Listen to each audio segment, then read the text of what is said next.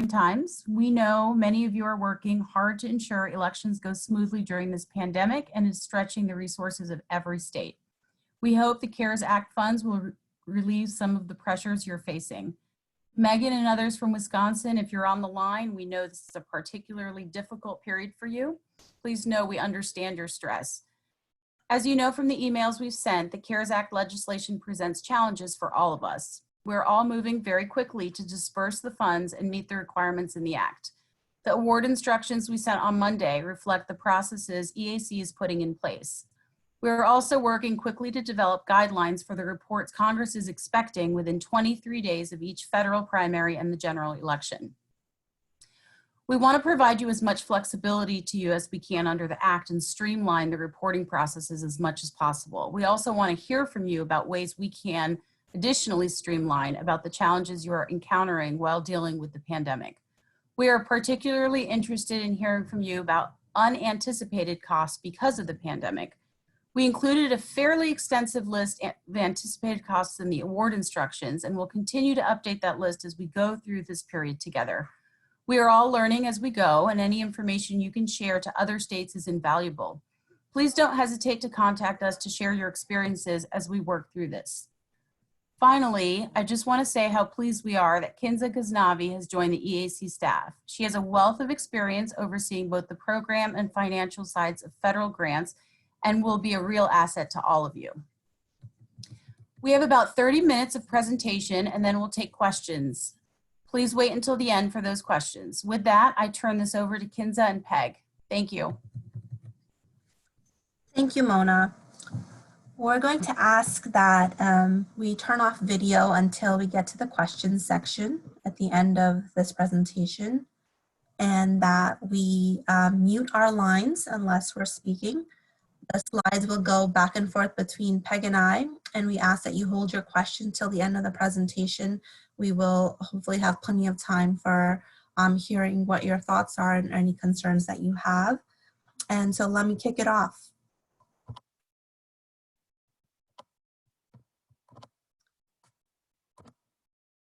The CARES Act provides $400 million to the EAC to make grants to states under Section 101 of HAVA to address pandemic issues related to the 2020 federal elections. The CARES Act is a supplemental appropriation to the 2020 Consolidated Appropriations Act. The purpose of the grants is to fund activities that prevent, prepare for, and respond to coronavirus domestically or internationally for the 2020 federal election cycle.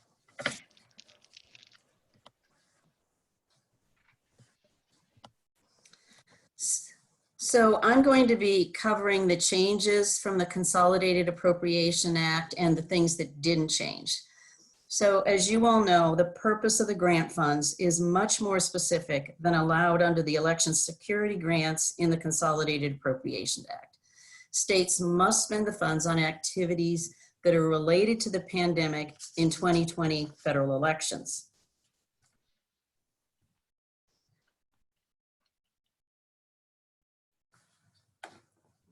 Kinza, can you go to the next slide? So as you know, it requires the states to provide a report to EAC within 20 days of each upcoming primary and the general election that includes a full accounting of the state's uses of the payment, the amounts, and an explanation of how they allow the state to address the coronavirus. It also requires EAC to submit the reports to Congress within 3 days of receiving the reports.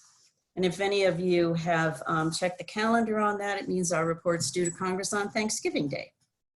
So it also requires that any portion of a payment made to the state with the funds provided that's unobligated by December 31st, 2020 has to be returned to the Treasury. This is a hard stop for claiming any federal expenditures under the grant. Although if you have expenses that you incurred prior to December 31st, but you pay in January, those are still, of course, allowed expenses. They were just unliquidated obligations at December 31st. So what's unchanged from the Consolidated Act, which has created some conflicts, is that it still requires states to make a 20% match available within 2 years of receiving the funds. And while that language has changed related to the 2 years, the activities for which the funds are authorized are now limited to the effect of the coronavirus on 2020 elections. So we actually went to GAO and OMB for some guidance on how to operationalize this, and the award instructions that you received reflect that. And just so we're all clear about what definition of match is, the principles for federal appropriation laws basically say that it's a share provision under which a grantee is required to contribute a portion of the total project cost. And in this case, of course, the project is the activities for which a state incurs costs as a result of the pandemic related to 2020 elections, which makes it difficult to see what are those expenses related to the 2020 elections that are going to occur in 21 and 22. So unchanged from the Consolidated Act also is that the minimum is still $3 million for states and $600,000 for the territories.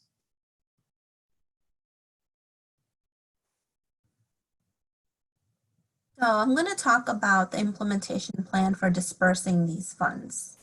As you know, EAC has issued the notice of grant award on Monday night, April 6th. If you did not receive this email, then you should contact us right away at caresfunding@eac.gov. The NGA allows states to incur costs effective March 28th, 2020, the day after the CARES bill was signed, and pre-award costs can be requested from the start date of the pandemic back in January 20th, 2020. The NGA includes a specific requirement that all federal funds must be expended by December 31st, 2020, basically the end of the calendar year.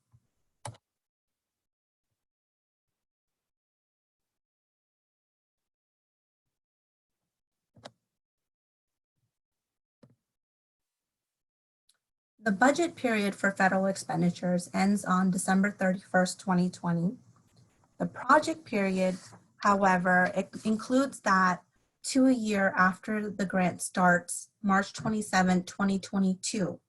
The longer period allows states to continue to expend funds under the grant with state match funds. The activities are still related to the 22 elections, but the match can be counted after December 31st, 2020.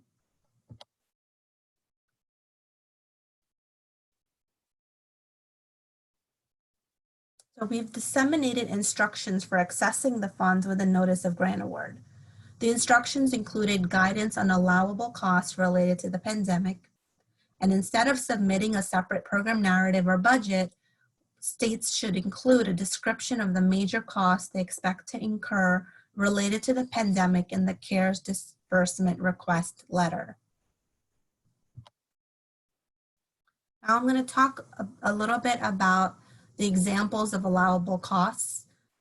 For this purpose, to simplify it, we have created some buckets of activities. The first one would be voting processes. Examples of this could be costs associated with higher levels of absentee voting and voting by mail, and to ensure accessibility to all populations. Then we have the bucket of equipment.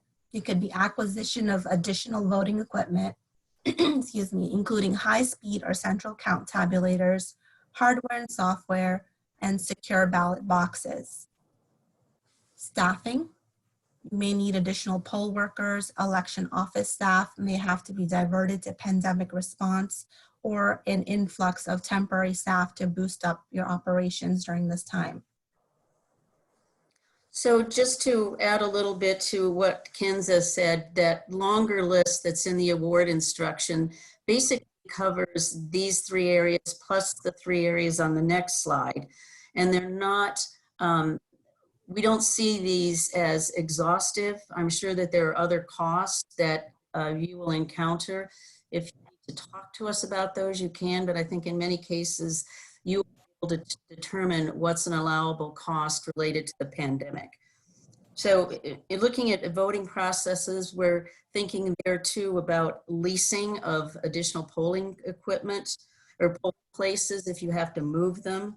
You may find costs that were unanticipated to ensure the accessibility to voting for people with disabilities that you didn't encounter in the past. Those are allowable.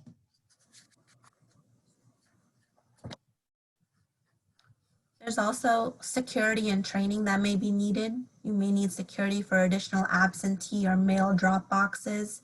You might need to do pre and post-election cleaning of polling places.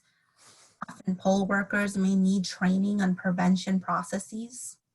You may have to adjust your communications to notify the public of changes in registration, ballot request options, or precautions or voting procedures under the pandemic situation. Finally, supplies. You may need additional laptops, IT equipment, cleaning supplies, or masks. And let me speak just for a second about laptops, because we have gotten a couple of questions about those already. There's some people, staff, that don't have laptops already. So those are allowable here because they're going to have them to telework. If they already have a laptop, obviously, in the office, they need to take that one home. It wouldn't be reasonable to buy a second laptop for a staff person, but certainly to make sure that everyone has a laptop so they can telework is a necessary and reasonable expense under these funds.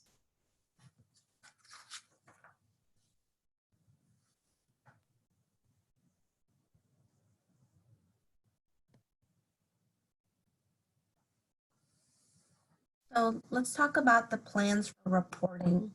Meeting these additional reporting deadlines will be a challenge for states and for EAC.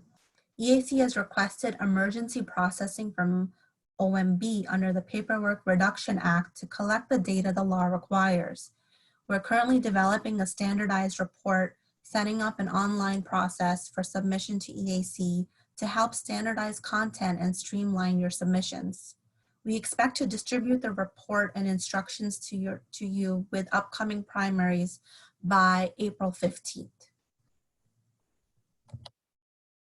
Given the limited period of availability of the federal funds, EAC will also require that states submit an FFR for the period ending December 31st, 2020, which will be due on February 28th, 2021.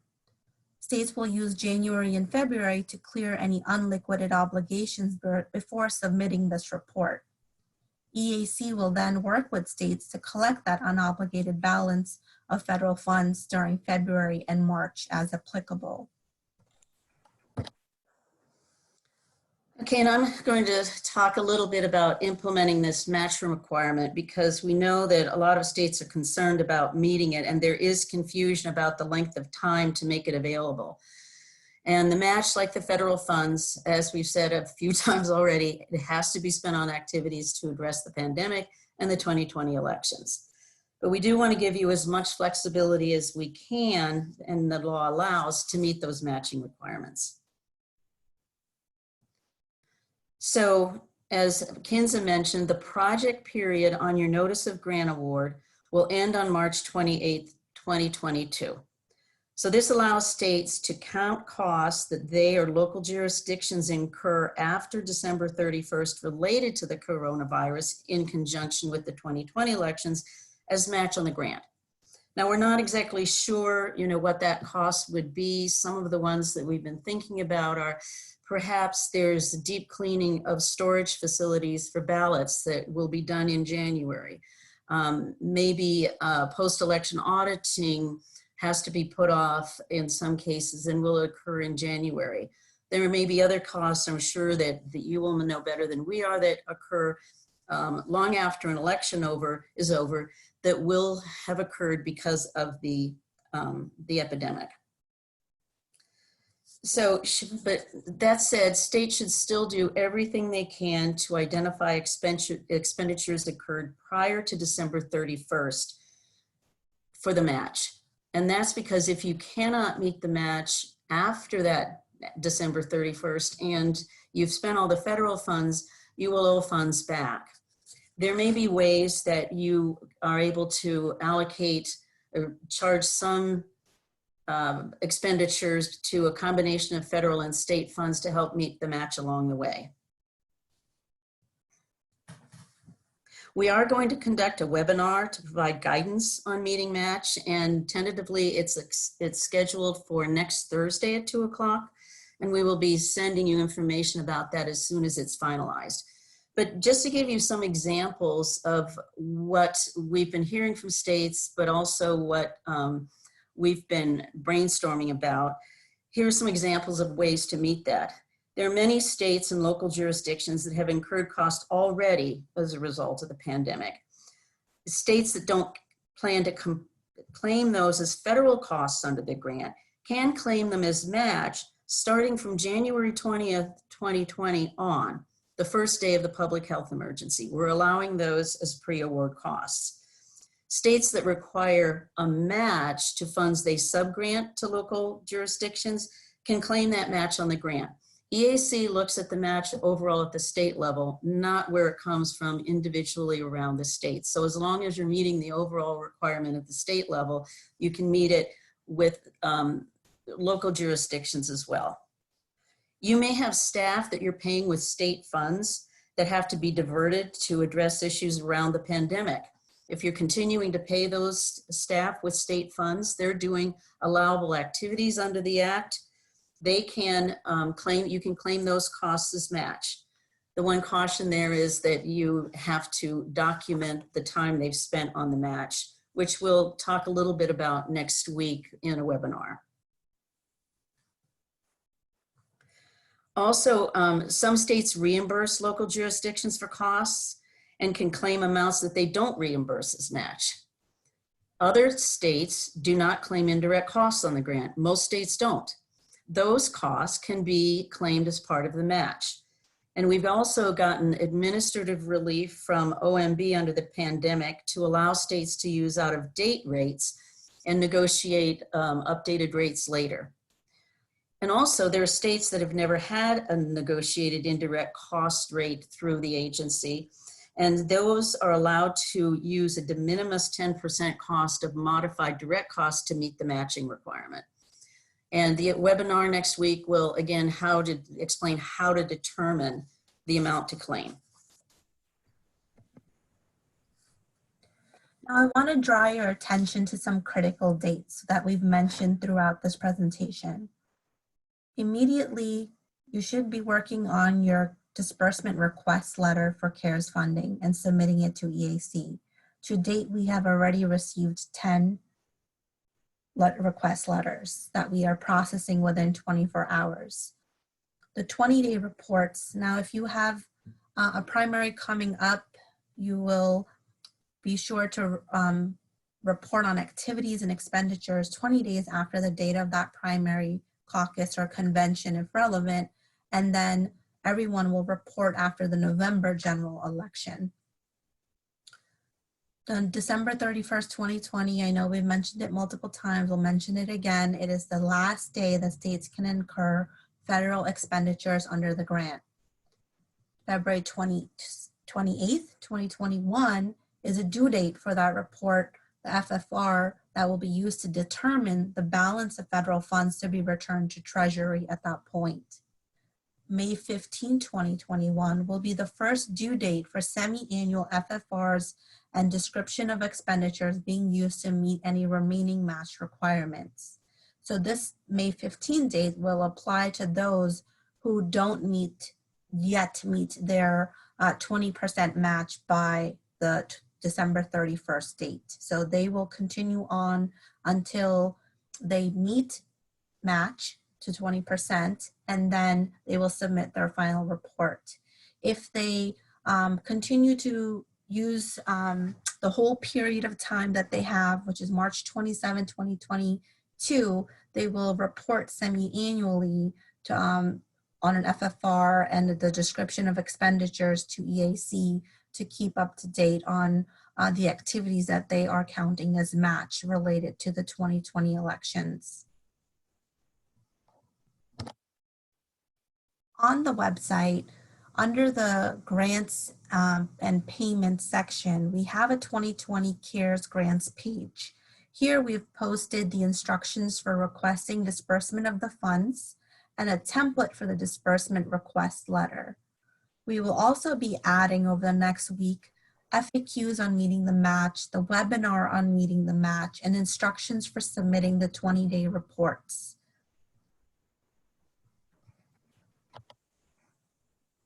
Now let's open up for questions. You can unmute your line to ask a question or type your question into the chat.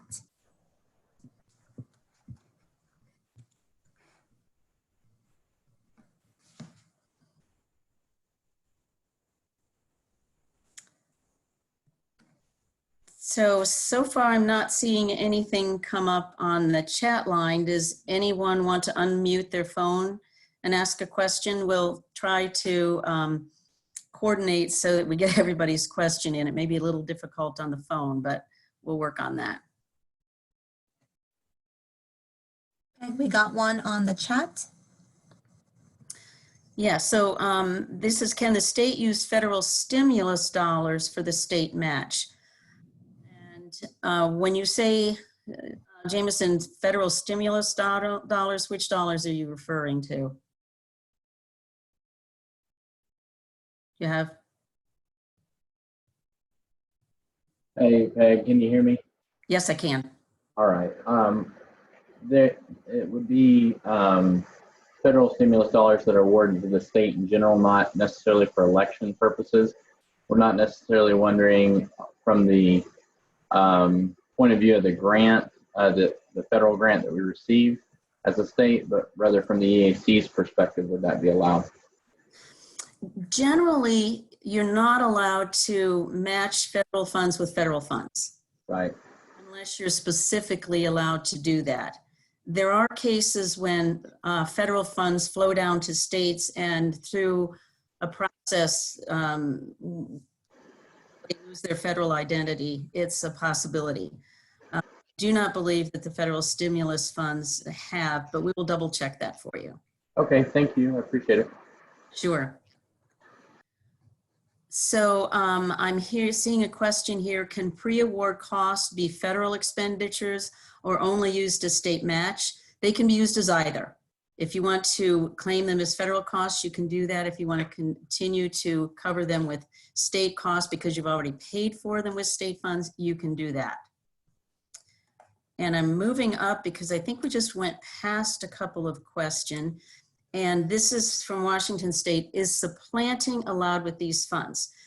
And no, supplanting is still not allowed with the funds, but that doesn't mean that if you have state costs and people that are working on HAVA related activities that you have not formally claimed as state match, you're not supplanting state funds with federal funds there. You are still paying with state funds. So those funds can be used as match, but you still can't supplant the state dollars with federal dollars. Okay, moving down. There's a question, if I don't currently pay for county outbound postage for voting by mail, can I pay for postage this year with the CARES funds? What you can do is the same thing that you could do with the 2018 funds. You can't cover a cost that is normal, but if they have an increase in the amount of postage that was unforeseen that's resulting from the pandemic, yes, you can use the CARE funds to cover that.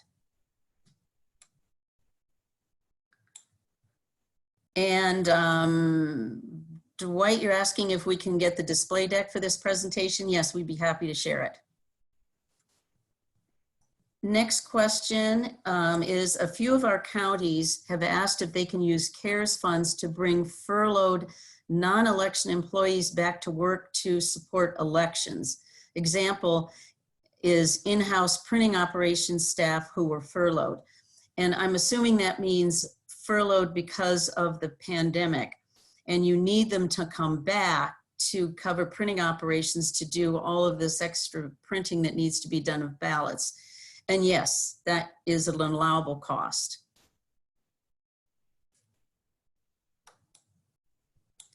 Next one.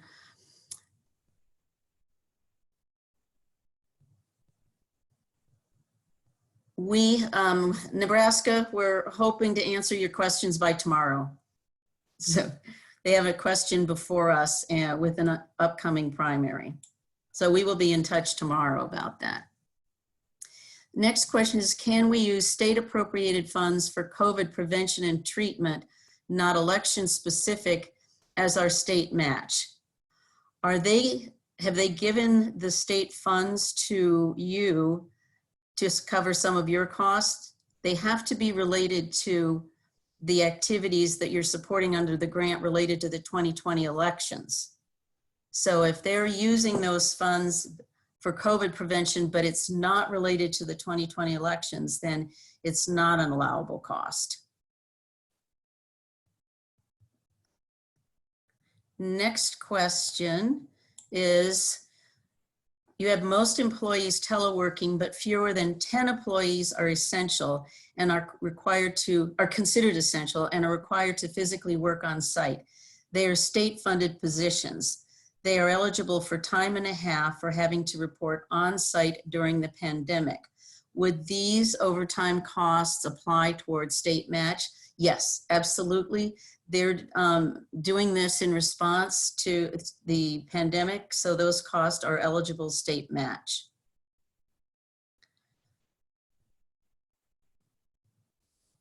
So we have a question related to the Wisconsin primary. So sorry, Sherry. Will you have to submit a report within 20 days if you still haven't determined how much federal dollars you'll need? What you would be determining at that point is we may ask for, we'll work with you on that because your primary was so recent, to see if we can get an extension from Congress on submitting the report.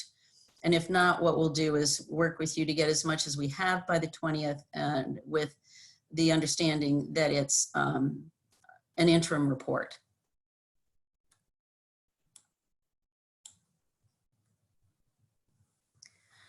So another question we've been getting frequently is, what happens if we make part of the match but not all of it?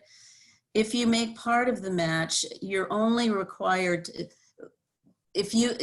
let's say you get a grant for $5 million and you're not able to match it the full 1 million, 20%, but you have 800,000. That means you've earned 4,000 of the federal share, so you're eligible for 4 million rather, I'm sorry, of the federal funds under that scenario. So you don't have to pay everything back if you make part of the match, but not all of it. You just cannot access the portion that you could not match.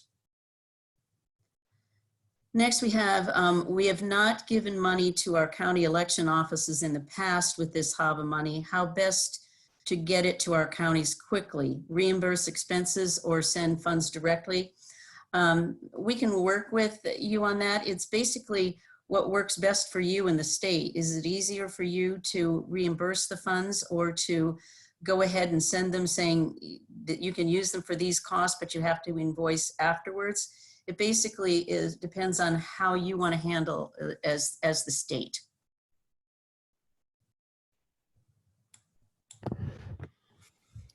Hi, Peg. This is Bob Giles from New Jersey. Can you hear me?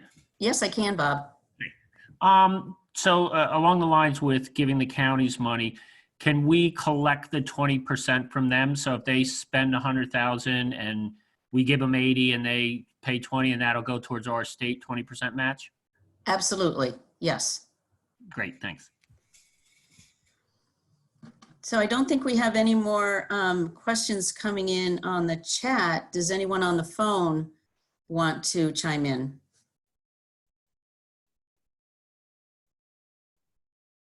Peg, I see one more question on chat. This is a supplement to the December funds under 101. Why can't we use these funds also for improving the administration of elections?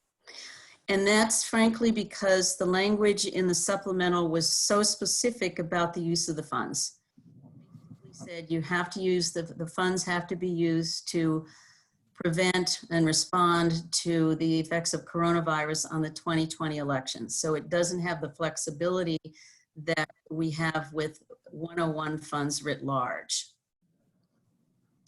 Another question we have is the general improvement of vote by mail, adding mail tracking, electronic cure, etc., a qualifying expense given that people are relying more on vote by mail than in past elections? That's a really good question, and it's one we've gotten before, and we're doing some additional research on that and are going to post it, and we'll let you know, and we'll get back to you specifically, Judd, about that answer. Okay. Peg, now we purchased laptops to enable elections employees to telework. Do these become federal equipment subject to annual inventory? Is it better to use the expenditure to meet the state match? Okay, so we do not consider laptops or computer equipment in general equipment in the terms of what it means if it is federal equipment. It has to be inventoried for federal purposes, which is anything that has a unit value over $5,000. You still have to maintain inventories following your state processes. If you require an inventory for your own purposes of laptops, yes, you need to follow your processes and inventory them. If you want to use those expenditures to meet the state match, absolutely you can do that.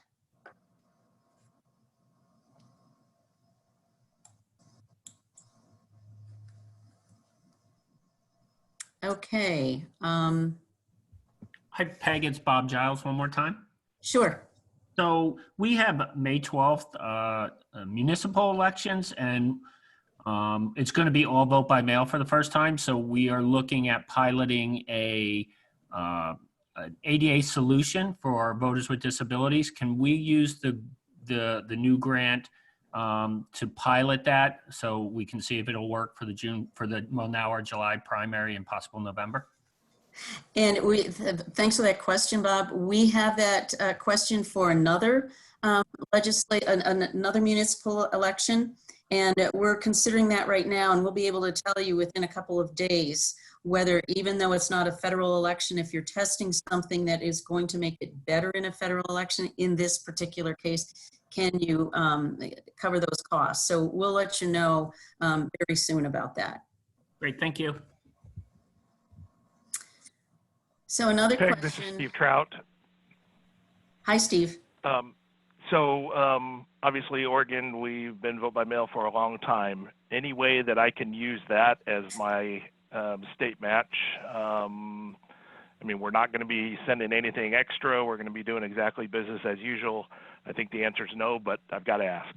Yeah, I wish the answer could be something other than no, but these are costs associated specifically with the pandemic. Something that you had to do different because of the pandemic. Thank you. So we have another question here. Would this grant be kept separately from the other grant that we received? Unfortunately, yes.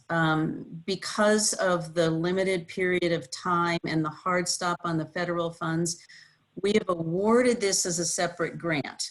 It doesn't mean that you cannot put these funds into the same account with the other funds that you have from EAC, as long as you can track them and the expenditures against them separately. I hope that answers the question.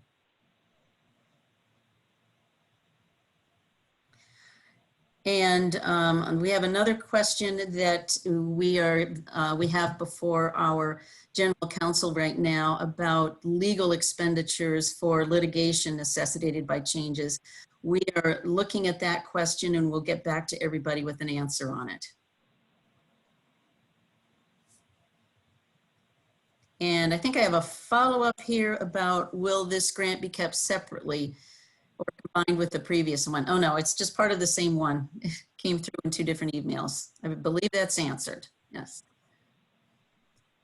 Another question, are these funds only to be used for the fall election, or can the CARES Act funds be used for the presidential preference primary?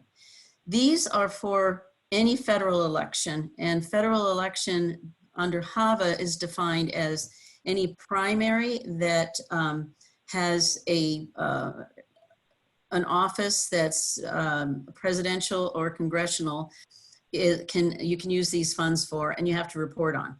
So that's why some states are going to have, if they haven't held their primary already, are going to have to report on the primary because it is considered a federal election and you can use the funds on it.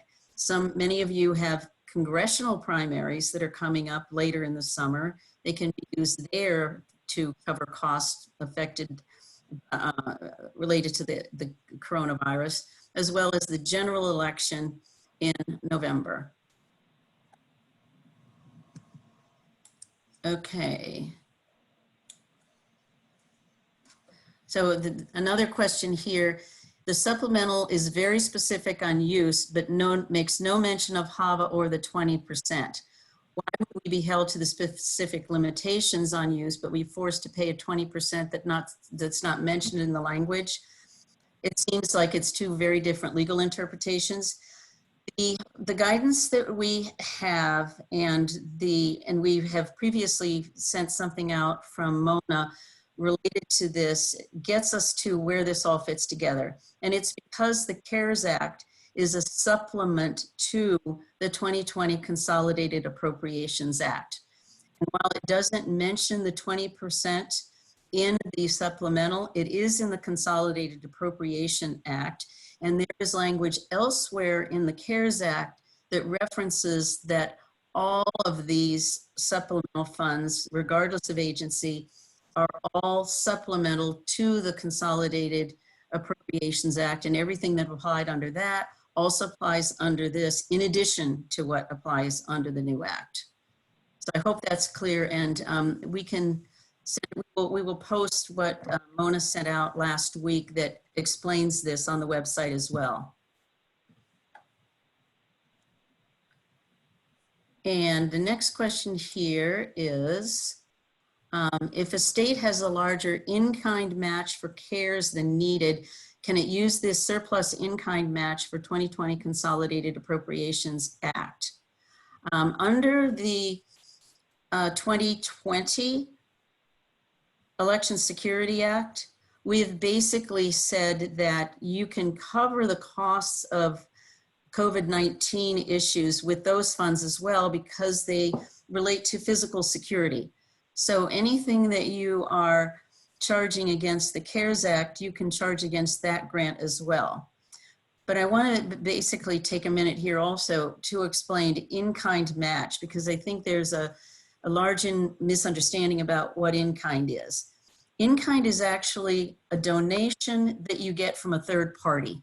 So if you have a voting equipment company that decides to donate a lot of equipment to you, that's an in-kind match. You would normally pay for that, but they're going to donate it to you. If you're talking about funds you have that are part of your budget authority, that's actually still cash because it's cash that's in your account. In-kind is something that doesn't flow through your own accounting system. I hope that helps.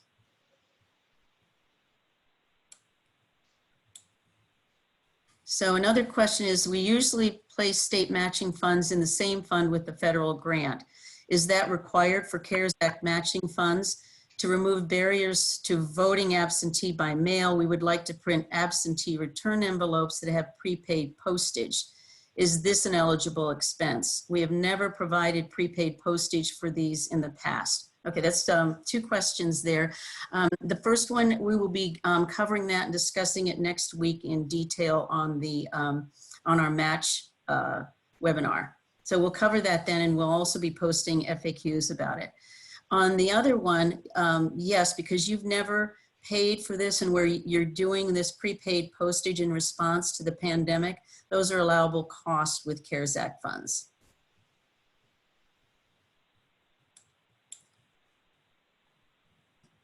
So, any other phone questions?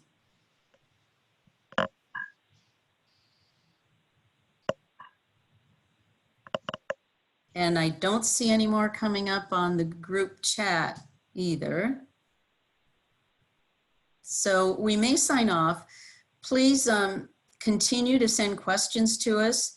And also, if you see things that allowable costs that you're incurring that would help other states that we can add to this list, please do. We really want to share what everyone's doing so that we can take advantage of all of your wisdom to help other states. So with that, Kinza, do you have anything else that you'd like to add? No, it's just thank you all for really what you're doing on the ground, and hopefully these funds will be helpful, and we'll try to keep the communication flowing to get these issued as soon as possible.